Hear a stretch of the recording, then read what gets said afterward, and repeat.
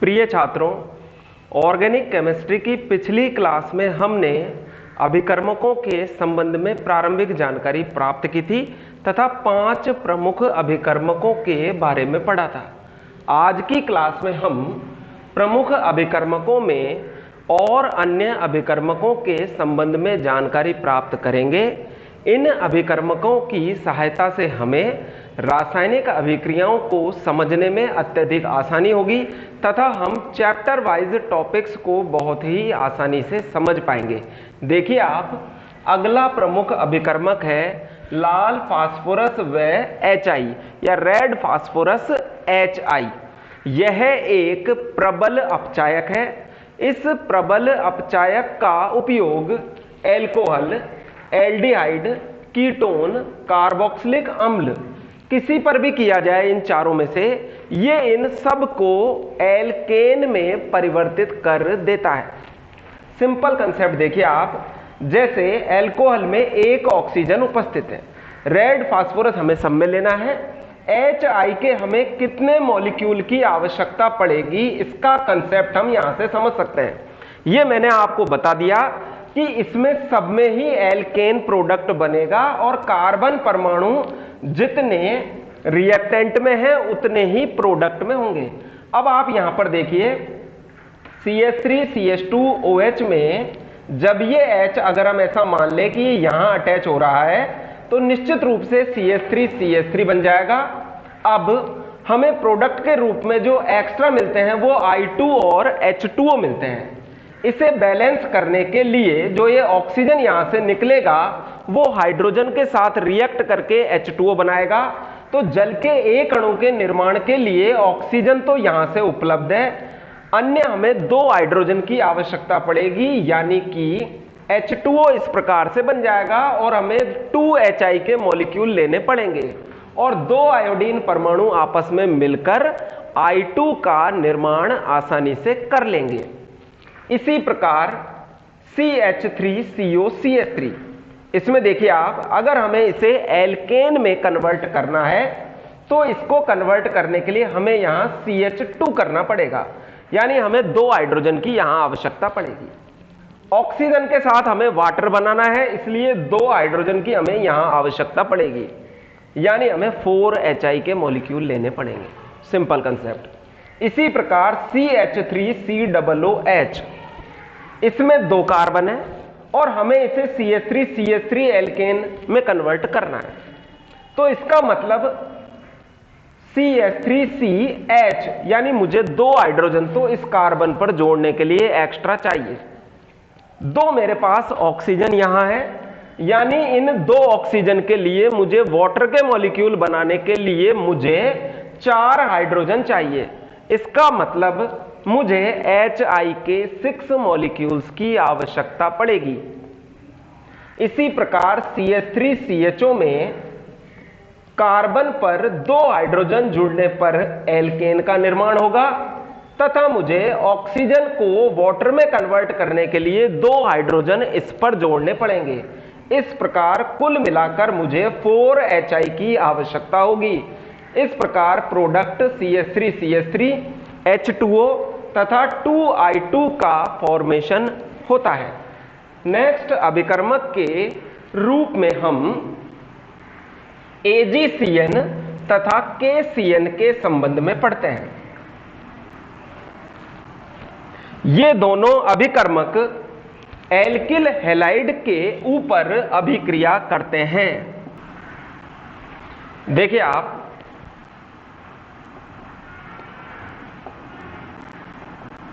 जब AgCN के साथ अभिक्रिया होती है तो परिणाम स्वरूप आइसोसाइनाइड का निर्माण होता है। इसी प्रकार जब KCN के साथ अभिक्रिया होती है तो साइनाइड का निर्माण होता है। इसको समझने का कंसेप्ट यह है, देखिए आप, जब K पर प्लस और CN पर माइनस, यानी कि KCN एक आयनिक यौगिक है, अर्थात यह K पर प्लस और Cn माइनस में कन्वर्ट होगा। Cn- एक उभय दंतुक लिगेंड है, यानी कि एम्फीडेंटेट लिगेंड, अर्थात यह कार्बन के द्वारा भी आक्रमण कर सकता है और नाइट्रोजन के द्वारा भी आक्रमण कर सकता है।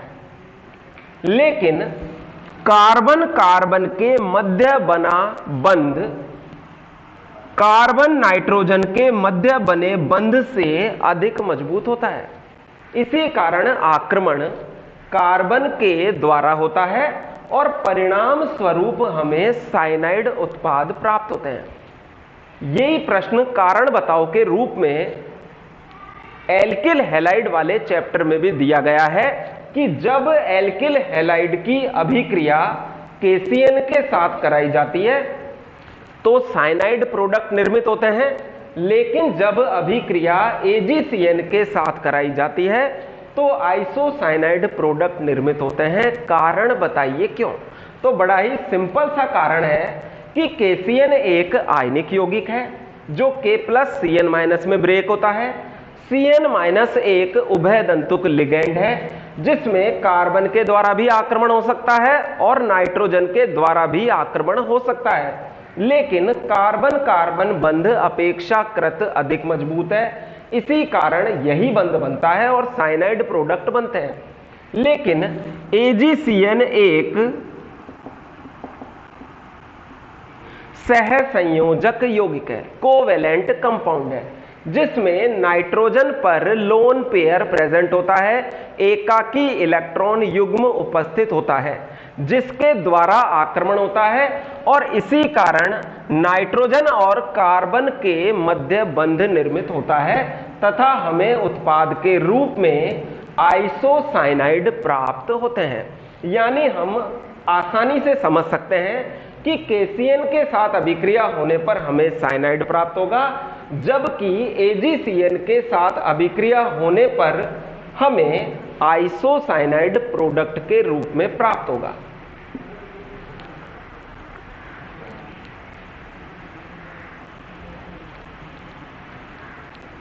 इसी प्रकार अगले अभिकर्मक के रूप में हम KNO2 तथा AgNO2 की अभिक्रियाओं को ले सकते हैं।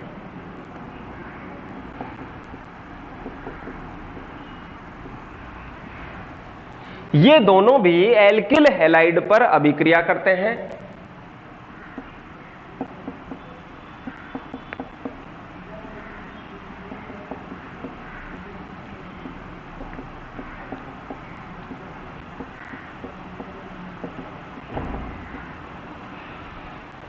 KNO2 एक आयनिक यौगिक है जो K+ तथा NO2- का निर्माण करता है।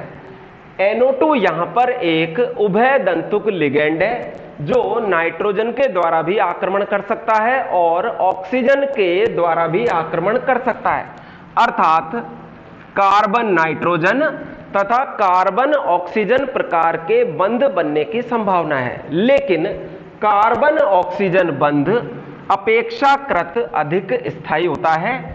इसी कारण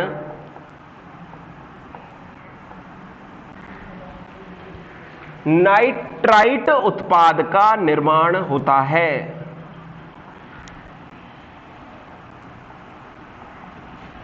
जबकि जब AgNO2 के साथ अभिक्रिया होगी तो क्योंकि यह एक सहसंयोजक यौगिक है, नाइट्रोजन पर लोन पेयर प्रेजेंट होता है, एकाकी इलेक्ट्रॉन युग्म उपस्थित होता है, इस कारण हमें उत्पाद के रूप में नाइट्रो उत्पाद प्राप्त होते हैं। एक बार वापस मैं रिपीट कर देता हूं, जब KNO2 के साथ अभिक्रिया होगी तो KNO2 एक आयनिक यौगिक है जो K+NO2- में ब्रेक होता है। NO2 एक उभय दंतुक लिगेंड है जो नाइट्रोजन और ऑक्सीजन दोनों के द्वारा आक्रमण कर सकता है, लेकिन कार्बन ऑक्सीजन बंध कार्बन नाइट्रोजन बंध की तुलना में अपेक्षाकृत अधिक स्थायी है। इसी कारण यही बंध निर्मित होता है और हमें नाइट्राइट प्रोडक्ट मिलते हैं। जबकि AgNO2 में इस प्रकार कोई ब्रेक नहीं होता है तथा नाइट्रोजन पर उपस्थित लोन पेयर एकाकी इलेक्ट्रॉन युग्म के द्वारा आक्रमण होता है। परिणाम स्वरूप हमें नाइट्रो उत्पाद प्राप्त होते हैं।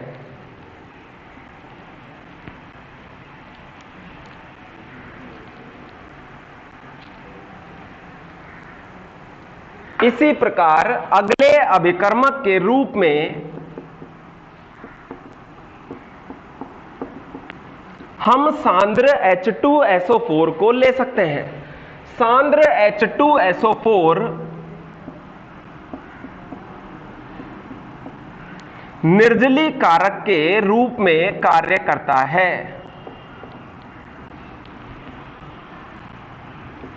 जब हम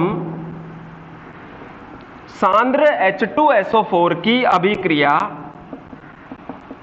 किसी एल्कोहल के ऊपर कराते हैं तो अल्फा कार्बन से एक OH समूह तथा बीटा कार्बन से एक H निकल जाता है। परिणाम स्वरूप एल्कीन का निर्माण होता है। एक बार वापस मैं रिपीट करूंगा।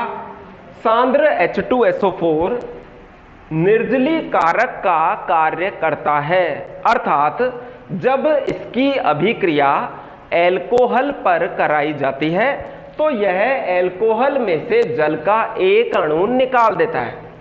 OH समूह जिस कार्बन पर जुड़ा रहता है उस कार्बन को अल्फा कार्बन कहा जाता है। उससे अगला कार्बन बीटा कार्बन कहलाता है और यदि उसके और भी आगे कार्बन हो तो हम उसे गामा कार्बन कहते हैं। सांद्र H2SO4 की क्रिया के परिणाम स्वरूप अल्फा कार्बन से OH तथा बीटा कार्बन से एक H निकलता है। इस प्रकार एक जल का अणु निकल जाएगा तथा परिणाम स्वरूप एल्कीन का निर्माण होता है।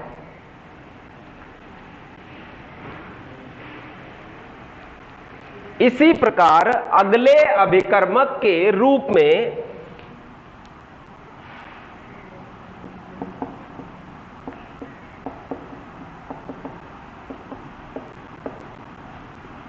जिंक मरकरी तथा सांद्र HCl को लिया जा सकता है।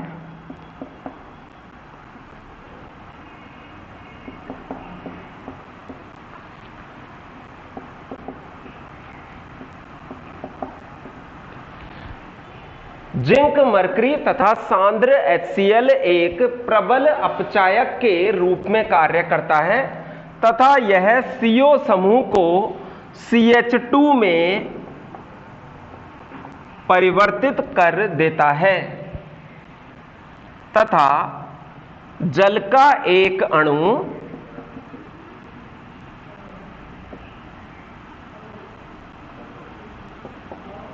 निकल जाता है, अर्थात CO ग्रुप CH2 में कन्वर्ट हो जाता है। उपरोक्त अभिक्रिया को